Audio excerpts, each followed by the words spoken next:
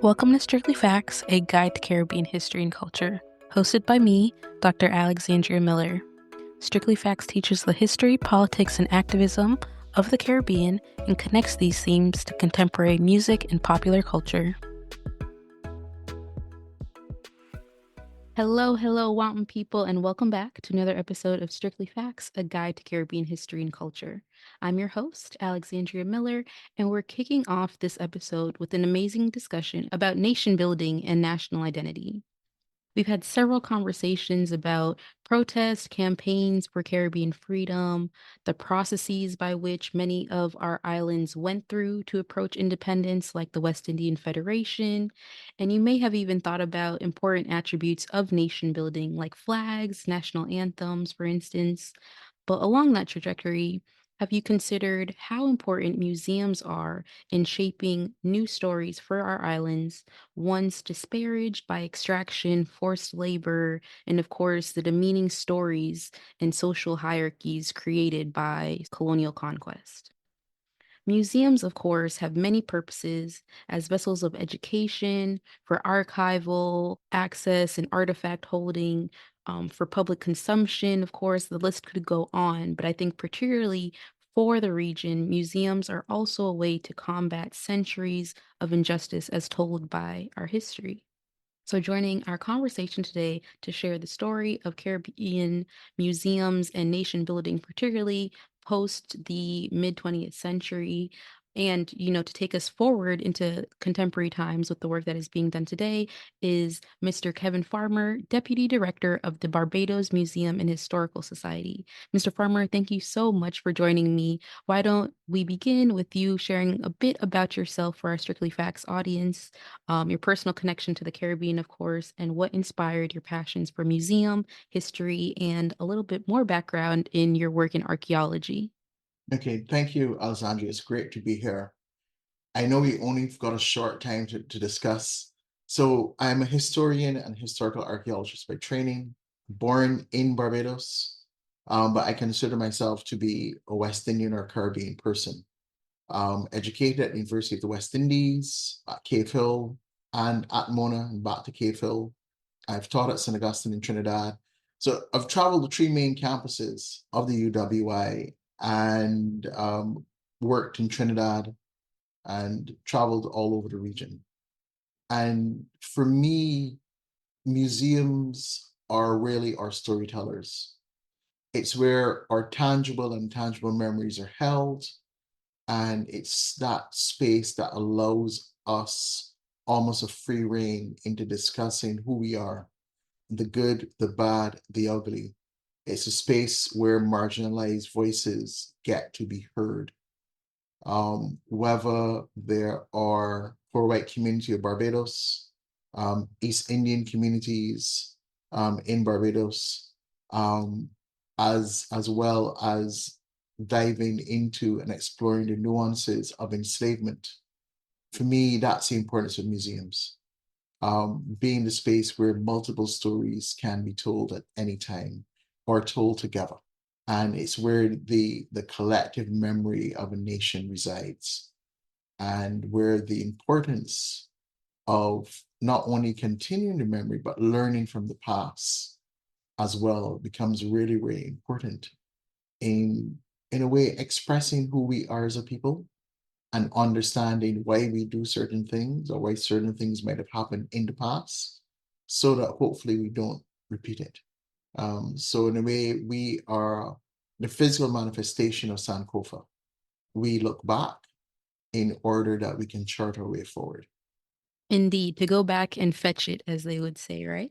Yes, to go back and fetch it. And I would say that my interest in history started at a very young age.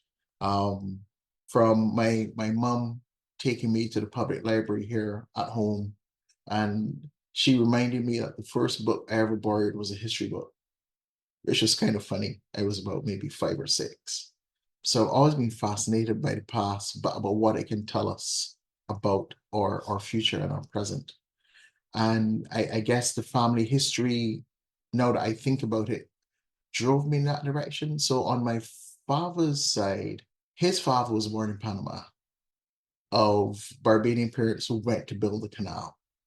And I just found that to be utterly fascinating. And they sent their children back to be raised in Barbados.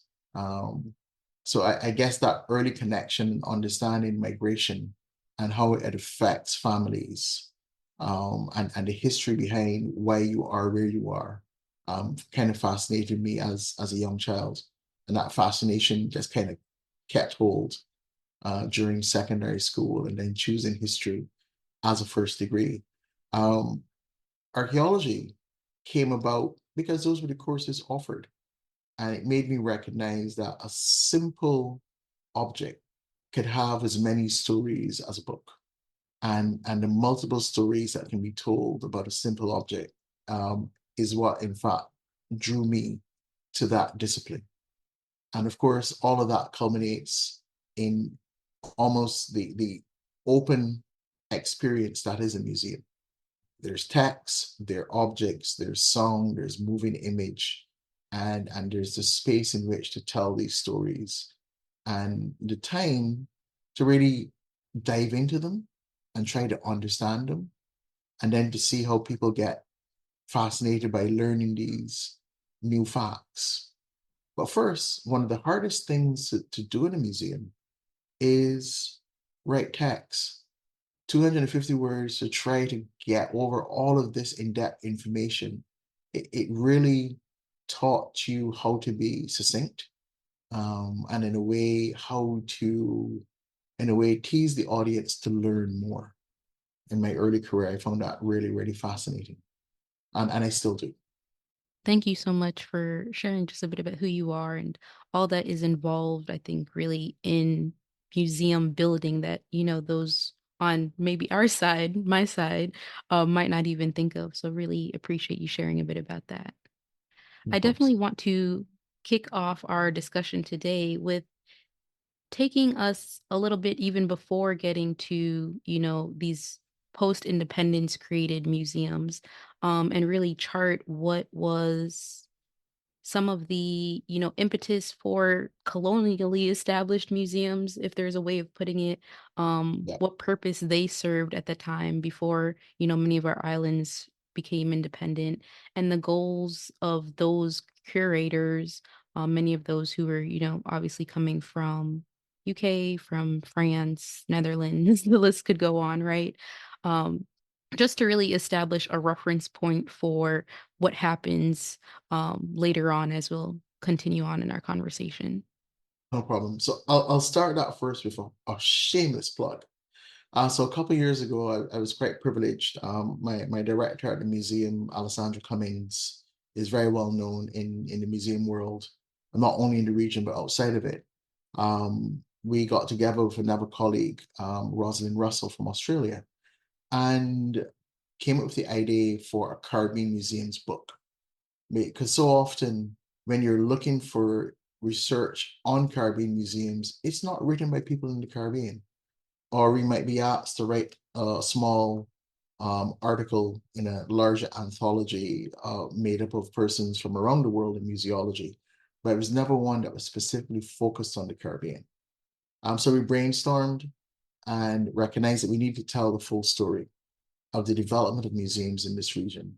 And the title for me was most apt, From Plantation to Nation, because it's coming out of that Enlightenment era of trying to order the world around it, um, that we get into categorization by Linnaeus, who people remember for his classification of people into racial hierarchies.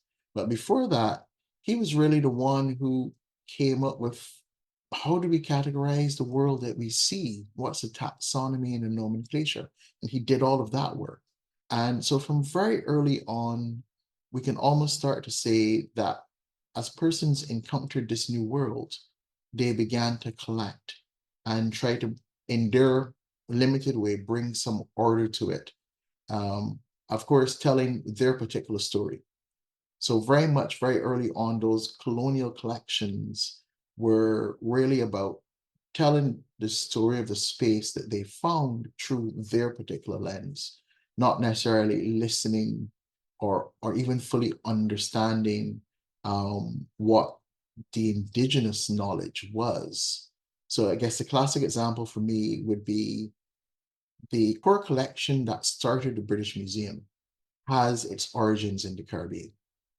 So Sahana Sloane collection, which was purchased by the British Parliament, that went on to be the British Museum's founding collection.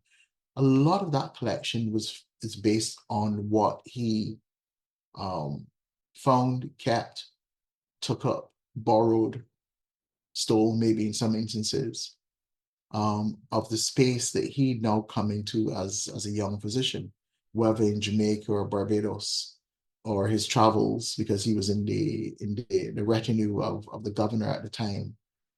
And that formed his understanding of this new world that he was finding. And it's about understanding that new world, almost in juxtaposition to the world you already knew, is really the nucleus of what early museums or early cabinets of curiosities would have been in this region. So we go back to the development of the Institute of Jamaica and what was called the Victorian Institute in the 19th century. Those are really the first early museums set up as museums in the English-speaking Caribbean at the time. But the outlook was colonial in that how do we better understand the space that we're in relative to where we've come from? So the collections and the stories always othered the indigenous or or the enslaved or the indentured. It was never our story. So even the setup of the museum where I work at, the Barbados Museum, created in 1933, is very much as a colonial museum. It's really how the elite saw themselves and saw the history of the island around them in juxtaposition to the UK, to the mother country. And one great example of this, when you look through some of the early documents at the museum, um, they outlined, oh, we want to look at archaeology and understand the native past. We want to understand architecture and how I mean, we meaning Europeans got here and the ability to trace that. But one of the early founding members said, but we don't want to talk about enslavement. We don't want to remind the local population of where they came from because that might incite them to rebellion. And it's only when you dive into the history and you recognize that a lot of our history as enslaved people is very much foundationally about our resistance to that enslavement. You now understand why that was said. Because how do you want to control a people and then still acknowledge the fact that, well, they fought against this control from the get-go? But in the post-colonial, where we are now, it's important to tell those stories because we need to understand that we are the descendants of persons who resisted. We are descendants of those who survived. We are not victims. And that's an extremely important narrative to tell coming out of the independence movement of the 60s, recognizing that there's still some English speaking islands that are still not independent. They're still colonies of the United Kingdom, even though they'll try to find some really fancy, wonderful word to dress it up, like the French do in saying Departement d'Outre-mer. Yeah, still a colony. You still don't have control over your own internal or foreign policy. You don't. So museums become the spaces that get to tell those stories, but we got to recognize where we came from. We came, in the most part, from an institution that sought to say, well, yes, you're a colony, and this is how you should behave relative to the mother country, as opposed to really telling the truth about who we are and how we got here and the nuances that developed. And I think that's our responsibility today is to not only speak truth to power, but to uncover that truth wherever it is and to give voice to it. And over the last decade at the museum, We've gotten into looking at how we can have greater collaboration with the community in terms of how do we bring these exhibits or public programming together. So anywhere from what initially I discussed in Plantation Nation to Old Talk, or what a colleague of mine, Natalie McGuire Batson, has just developed in terms of community engagement. I've now forgot what her term is. I'll come back to me during the course of this discussion. But she's formulated a really good foundation of what that could be, and allowing our museums to speak to multivocality as well, because we live in a region where we're all mixed. Um, Persons are white, persons are black, persons are in between, and Indian, and Chinese, and African, and Javanese, depending on where you go, and Indigenous, depending on where you go in the region. So that our museums then need to be reflective of those histories and those stories. And I think that's critically important, especially when we look at the world that we're in, that people are divided along not only ethnic but religious lines. How do we combat that in the space in which we live? How do we give voice to it? I think that's critically important. And how do we tell some of those untold stories?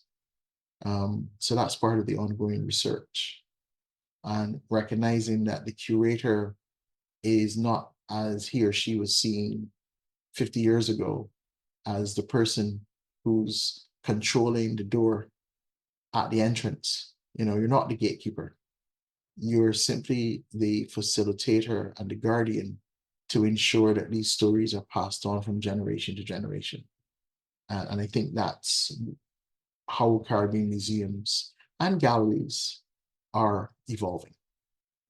I think that was beautifully said and even takes me to my next question, right? We have obviously, as you pointed, a set of museums that were founded prior to our nationalist movements, and how they've evolved. But really, in your scope, how have you seen those that, came up post independence highlight reshaping our national identity? I know places like National Gallery of Jamaica was the first art gallery, National Art Gallery, of the Anglophone Caribbean, being founded in, I think, 1974. But really, what was the scope of those museums coming to be, and what ideas did they have in mind, especially as the nations are forming, especially as, there are new ways of us talking. There is also at the time, scholars really having either been educated abroad in, the quote unquote former mother country, depending on, the years here, but coming back and really wanting to be like, okay, this is the history of Jamaica or Barbados as told through our eyes. How did those two, dynamics really work together to shape the future of museums post-colonially? When you take a look at those post-independent museums, galleries, heritage sites in the post-independence period, it's a radical rethink of who we are. And part of it is really about those new academics who are either being trained at University College of the West Indies, which is established in 48, first at Mona, and how they in turn respond to the creation of this young nation. We've moved through federation, purposes implemented, oh, there, it didn't work out in 62, but there's this agitation. We need to be independent. Look at what's happened in India, look what's happening in Africa. Some of these potential leaders went to school with those persons who were leading those nationalist movements in those spaces, whether it's Africa or the subcontinent. And the history was changing. So the social history that is being taught and being researched in the late 60s and 70s, that privileges us, um, built on Williams's thesis of capitalism and slavery, Walter Rodney's How You're Underdeveloped Africa, Elsa Cavaya, Woodrow Marshall, Sidney Mintz. All of that is building up to the point where who are we? What are we? What have we done? How do we showcase this? How do we channel all of this energy into this independent movement?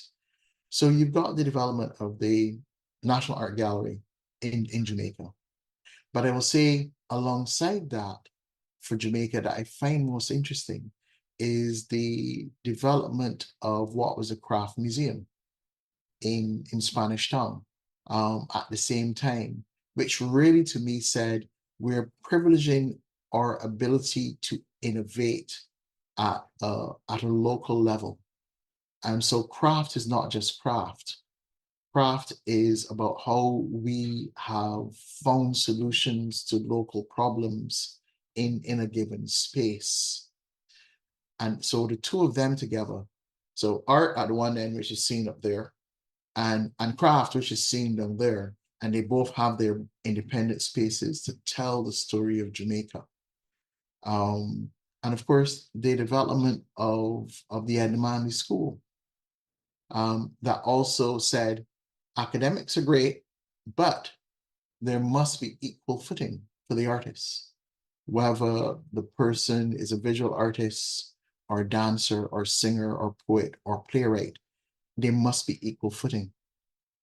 And the 70s then becomes pivotal for a whole number of reasons. The Black Power movement, the acknowledgement, even though we haven't fully acknowledged it, how Black West Indian students and Black West Indian intellectuals are in fact foundational to the civil rights movement in the States in the 60s and 70s. Um, we don't pay enough attention to that.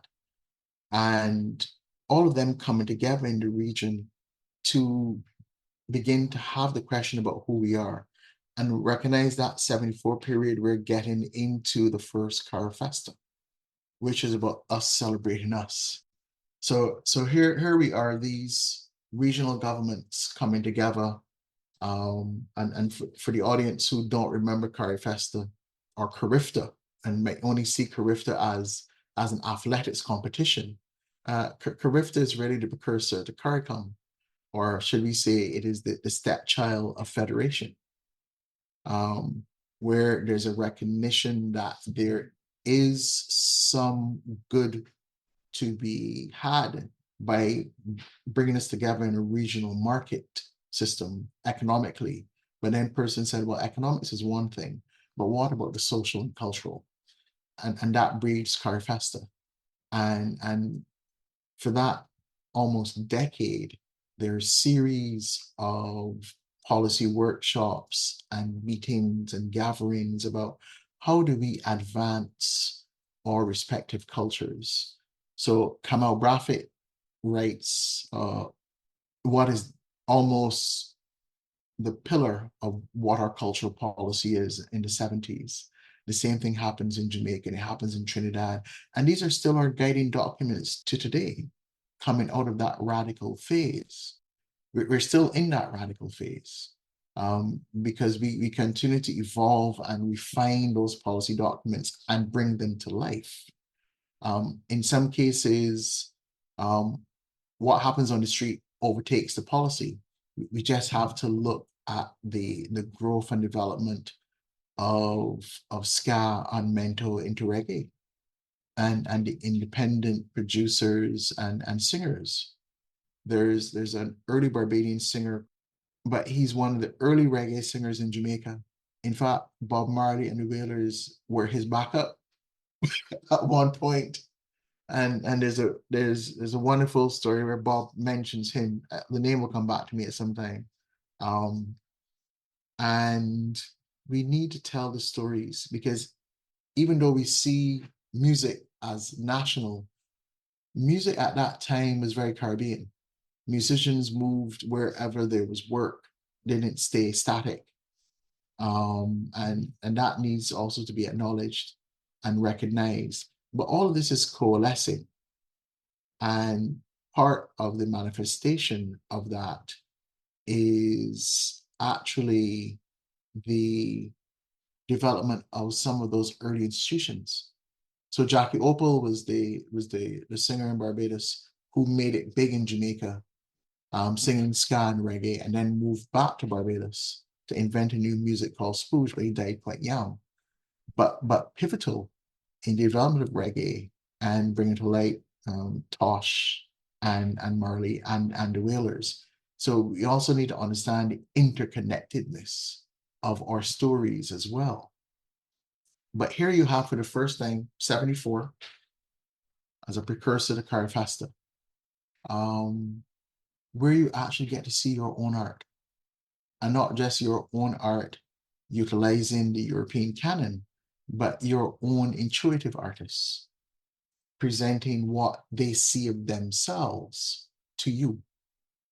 So you almost have that reflective mirror. Here's how we see ourselves. Let's really have a talk about this.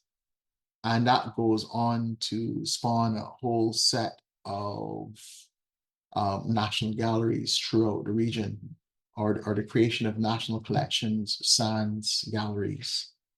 And at the same time, you'll find that most of the post-colonial institutions, oddly enough, are galleries. They're not necessarily museums. They're all about the visual. That might have been a deliberate policy. We got to go back and really take a critical look at what those policy documents were saying. Um, but it's about acknowledging that we can create and that we can innovate. And I still think that we are somewhat in that particular sphere as well, where we are recognizing and acknowledging that we are creators and not just consumers. And the interesting thing for me to note is that National Gallery Jamaica in 74 happens after the first Carifesta, which is 1972 in Guyana. So, what is the impetus from Carifesta that leads to the development of national galleries um, in the 1970s and early 80s in the region? But it's about recognizing, for me, it's about recognizing that we are creative, and acknowledging that.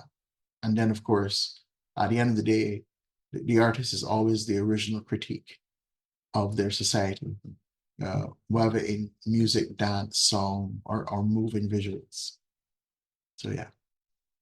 That brings me to a point you made earlier, really thinking about the diversity of the region, right?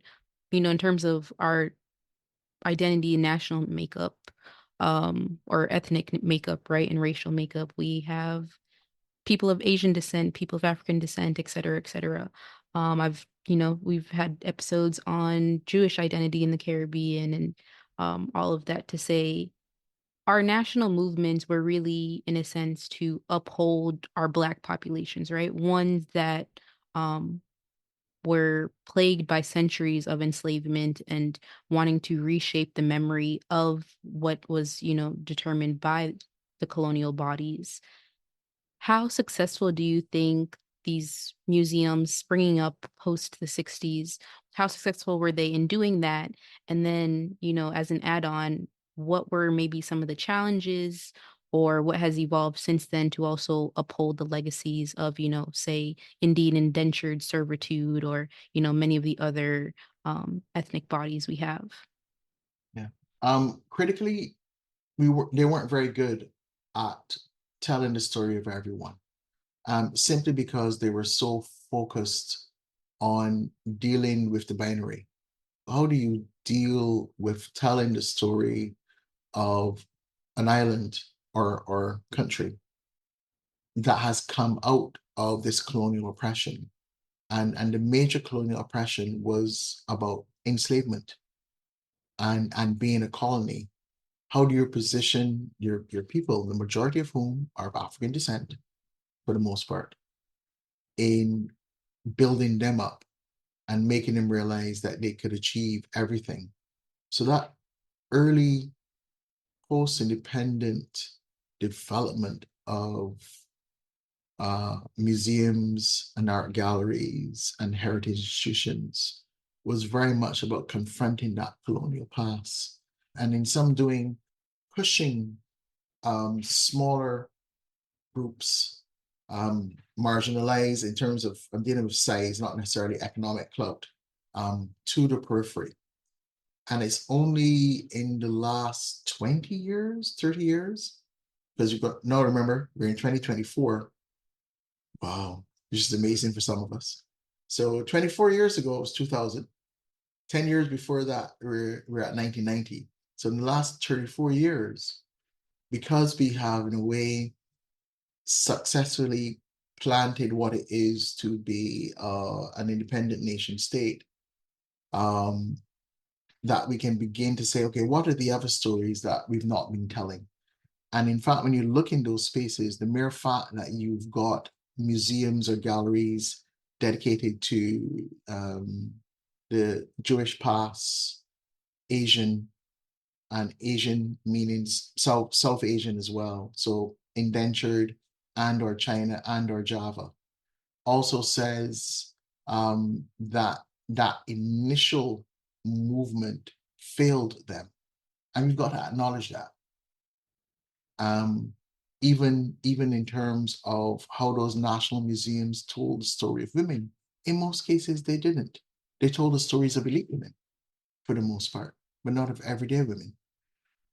So part of the redress, I'll say, in the last 20 years is about bringing the marginal voices from the periphery to the core and giving them the space. And I think we're right now in that particular period. So at the Barbados Museum, if you were to go to um, our website, we speak to some of how we've engaged with those communities. We're in the midst of doing an online digital exhibition on East Indian migration to Barbados, which didn't happen during the period of indentureship. In fact, it's a early 1910, 1920 migration directly from India to Barbados, persons looking for economic opportunity, but not indentured. So it's different in what happens in Jamaica, Guyana, Trinidad, Suriname, for instance. But we recognize that there's a need to tell that story. And just recently, I did a program where I spoke about the poor white community in Barbados, which we refer to as red legs.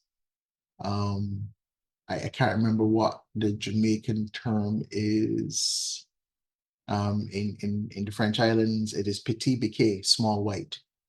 But we need to recognize and give voice to those communities because they're still here with us, and to understand how they see themselves in relation to the nation state is extremely important.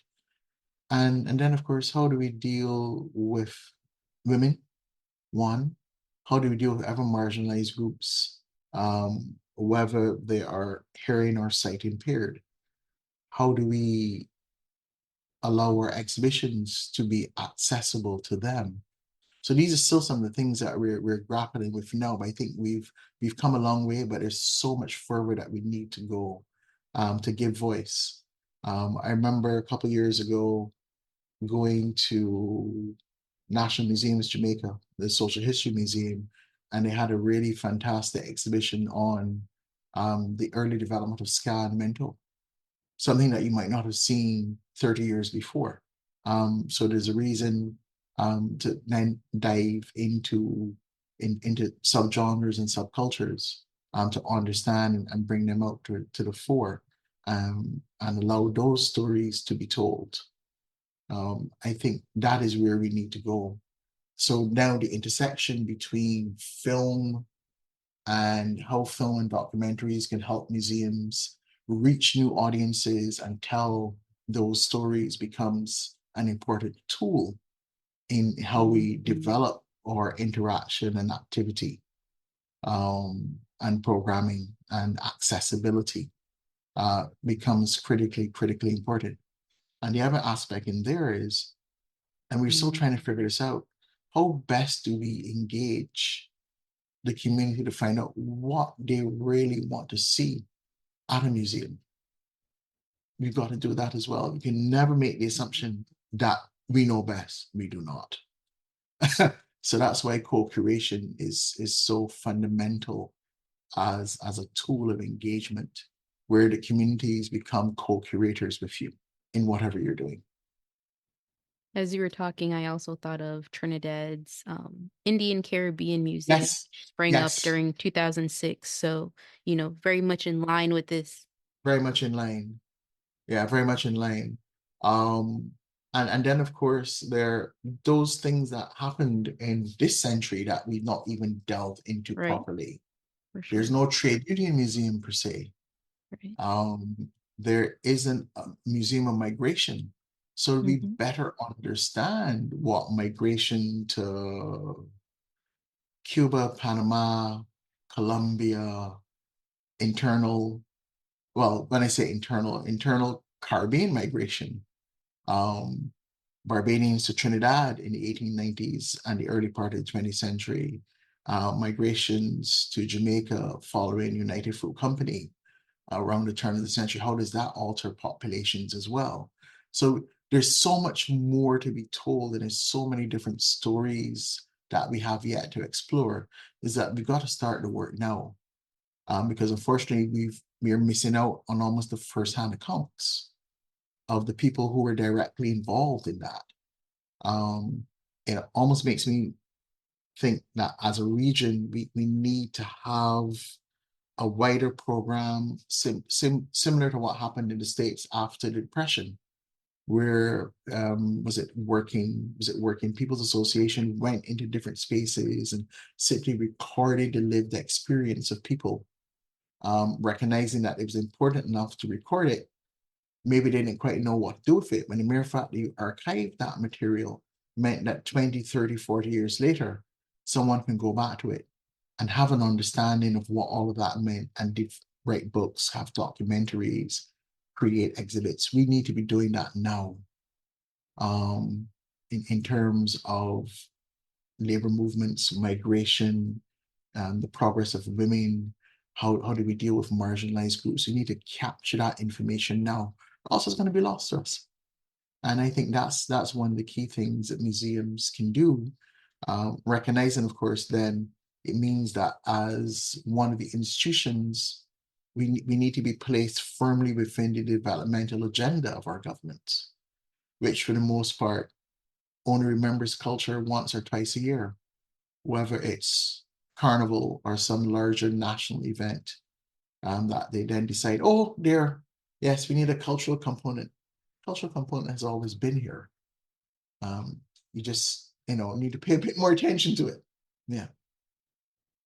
I couldn't have you on this episode without talking about, more recent conversations around museums. I think this more so um has contended with museums in the quote unquote developed world, right? So I particularly Mhm. think of that scene in Black Panther in the first movie, Yes. when the curator is like, "Oh, this is from da da da da," and then, rightfully so, she gets clapped back on in a sense and is like, "Actually, this this artifact that, you've held in your museum for however long was stolen," right?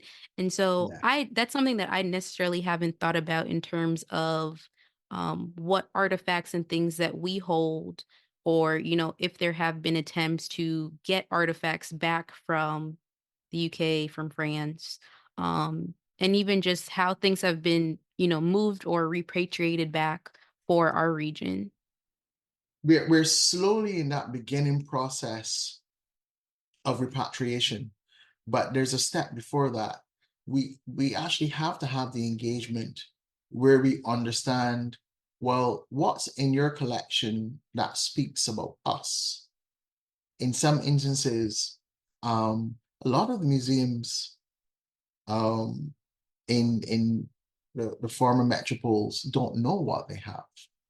Um, I've been part of a group recently, or invited onto a group recently, museums in Scotland, who are trying to understand what's in their collection in the Caribbean and Africa. Because in some instances, their curators aren't trained in those areas, so they don't know, or they haven't really done the deep dive into their catalogs to understand the provenance of what they have. And then beginning to have conversations with us in the region, not only about what the object is, but what does it say? And then the larger conversation about, okay, great, you have it, we don't. How do we look at repatriation? What does that look like? And it might be an easier discussion in Scotland, who have begun to repatriate over the last almost 2 decades material, as opposed to in England, where they're still resistant. Because, of course, if they start to go down one line, we all know that the Greeks will remind them the Elgin marbles don't belong to you. They're spoils of war. There's a need for some, reversal and reciprocity. Yes. But we're getting there. So I know later on this year, there's going to be a repatriation of a natural history object from Scotland to Jamaica, which is going to be amazing. So I look forward to when they release that information. I just mentioned it here to pique interest into teas. But Shani Roper at UWI Mona, who's a curator there, is the person to talk to about that. But repatriation is beginning. Those conversations are happening, perhaps not as fast as we would like, but they're happening. And even in the areas of archaeology, we began to have discussions about, well, what does archaeology look like when we've got outside researchers coming in? There's need to talk about a decolonization around that as well, because all of our institutions, for the most part, and our disciplines, especially archaeology, are created out of colonial context, and in fact, created because of colonization. How do they, at the foundational level, begin to redress how they were created for the future? How do they address the imbalances? And what does decolonization look like? Not only global north to global south, but global south to global south. And there are going to be some difficult discussions, but necessary discussions, which we have to have if we want to be honest in the telling of that story. Yeah, and I think that's where we're going. We also recognize that there's being pushback, whether it's being termed as being anti-woke, whatever that is. But for me, it's about the telling of the truth. It's about no longer hiding historical facts, but being open and transparent about them and seeing how they can lead to healing on the one side, closing of trauma at the other, but it's necessary. That brings me to, one of my favorite questions of all, as our listeners will know. I ask this question in every episode. I think, and as you rightly pointed to in terms of our music, our festivals, carnival, etc., there is a way that our popular culture holds our history that, people might not always put the two and two together. And so my aim through this question is always to weed that out a little bit and, maybe get our listeners to read a novel or, listen to a song that references a particular moment in our history. So, is there something like that for you that is really reflective of museums and national identity coming up during this period that is highlighted in popular culture? Oh wow. Yes. And what I'm going to bring to mind will reference both Jamaica, but it has resonance. So we have a small African gallery here at the museum that we created about a decade ago. It was a temporary exhibition that stood up for 17 years because people were so interested. And then around 2000, we said, okay, we need to make this a permanent gallery. And so we expanded the gallery from 200 square feet to 800 square feet and sought to tell in very broad brushstrokes about the history of the continent, going back from the development of early hominids into Homo sapiens, all the way up to what Africa looks today. And there is one exhibition when we take people through, we remind them of Bob Marley's song War because it's the Ethiopian scroll. And most persons don't recognize that that song was actually Haile Selassie's speech to the League of Nations. And in fact, it's because of the invasion that we have Rastafari. So, and we use that to show how global events continue to shape us and how we in turn continue to shape the world around us. And to remind people that though we might see ourselves as small, our impact on the world is so much greater than that. And this is, for me, a very important message that anyone coming through a museum in the region should leave knowing our impact on the wider world. So War for me becomes one of those songs. And then the ending text panel in that gallery is an image of 1980s, I think it's Zimbabwe. And we have Marley's song Zimbabwe and reminding people of the invitation at the time, you know, so to recognize connections, but also recognize resonance for me. The other more important object I'll point to in our museum is we have a small agate bead excavated from the enslaved burial ground at Newton, which is a plantation here. Now, this agate bead, I remind people, is globalization. It's an agate bead that comes from India, made its way across the Atlantic, was buried in the coffin of an enslaved man who was brought to an island in the mid-Atlantic to grow an Asian grass called sugarcane for process and export to Europe. And this is the 18th century. So globalization starts here. Understand why we are where we are and the outsized role that we have played in the world and will continue to play to ground us as to who we are and to recognize that our story doesn't begin and end with enslavement, but is a much larger story as well as a people. I will definitely add those to our Strictly Facts syllabus, as well as your co-edited book, From Plantation to Nation, which I think walks us through beautifully some of, not only the history of those founding museums during our colonial period, but also the history of museums like the National Gallery in Jamaica, like the Junkanoo Museum in Bahamas, that are really, doing the work that we've been talking about today, showcasing the histories of not just those who were colonized, but also those smaller subset groups who have didn't necessarily get the early recognition in our immediate post-colonial period. So definitely wanted to highlight that as well, and I'll add it to our Strictly Fact syllabus and in the show notes. And so for my final question for our conversation today, we've talked about some of the ways that museums have been evolving, some of the work that needs to be done. We are now in a period where several islands have even, moved to republic status, or as you very well know, of course, right? Or, have been talking about moving to republic status as well. How do you think museums will reflect the last 50-ish, depending on which island, of course, but the last few decades of us being independent for the future, and, just what ways you see them either shaping the future, using things like technology to connect across even the region and the diaspora? Let me take it first, starting with the movement towards Republican status. For me, the movement towards Republican status is the continuation of a continuum.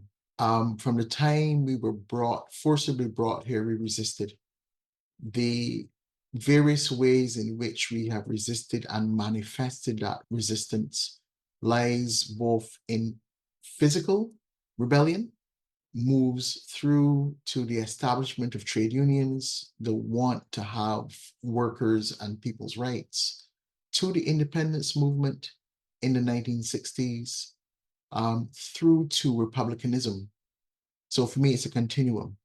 It's the last 400 or 500 years continuum towards self-government and self-rule. But in that, recognizing that we're not the only people in this space, but how do we bring along our Indigenous communities in the spaces in which they're still found? How do we bring along our marginalized communities in the spaces where they are? And utilizing technology not only to capture memory, but utilizing technology to create content that allows us to tell the interconnectedness of those stories across our entire region. Um, our Caribbean Sea is not a block. Our Caribbean Sea is conduit to each other. And the various stories that we've told over time, the fact that a national hero of Barbados is born in Trinidad, with Barbadian parents. The fact that one of the major labor leaders in Trinidad comes from a smaller island called Grenada. We need to tell the interconnectedness of those stories. So technology allows us to capture, but also then allows us to build up content. I look forward to the day where we ourselves together create a documentary called The Caribbean and not have to watch one on the BBC that really doesn't reflect us.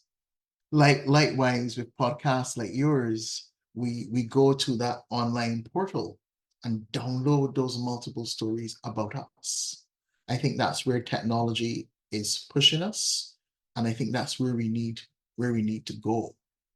Um, so podcasts like yours and others being the Coursera or the West Indiana of who we are becomes necessary going forward. And it's in the small and in the big things. Um, Whether it's about the complexities of the rums that we create and drink, or it's about how we take that basic product called cornmeal and turn it into so many different things, whether it's dukana or peme or conky or kenke, turn cornmeal or cuckoo or polento. You know, Mm. it's about creating that and having access to it and understanding the connectedness between them. I think is where we're going, and technology will and should allow us to do that. It should make our stories accessible and our shared past accessible as well. And I think that's where museums need to go. We need to see ourselves as content creators across multiple platforms, utilizing all media. That is what we are. In fact, that makes us stand out in terms of the heritage sphere in the region. We are content creators because we house both two-dimensional and three-dimensional, tangible and intangible objects of our past that can speak to a future. And I think that's where our strength lies. And it's how we need to build on and build out the telling of our story. I have no final words after that. I think that was impeccably said. Thank you for the work that you're doing, for all of the museum curators, really helping to shape not only the education and awareness that we have for the region, the movements that we've made across the world, really, and our impact on the world. And really just, changing the landscape of how we define ourselves away from, what was colonially imposed. So, thank you so much, Mr. Farmer, of course, for joining me for this episode. To our Strictly Facts family, I hope you enjoyed learning a bit about museums, the history of them, and how they're moving forward. And I will, of course, add all of the, many things we talked about, whether it's the resources, the books, the songs, and links, of course, to the Barbados Museum and Historical Society, to our syllabus and show notes for you all to check out yourselves. So, again, thank you so much for listening. Thank you, Mr. Farmer, and little more, everyone. Yeah, thank you very much. I enjoyed it. Thanks for tuning in to Strictly Facts. Visit strictlyfactspod.com for more information on each episode, and you can find all of our social media platforms there to stay connected.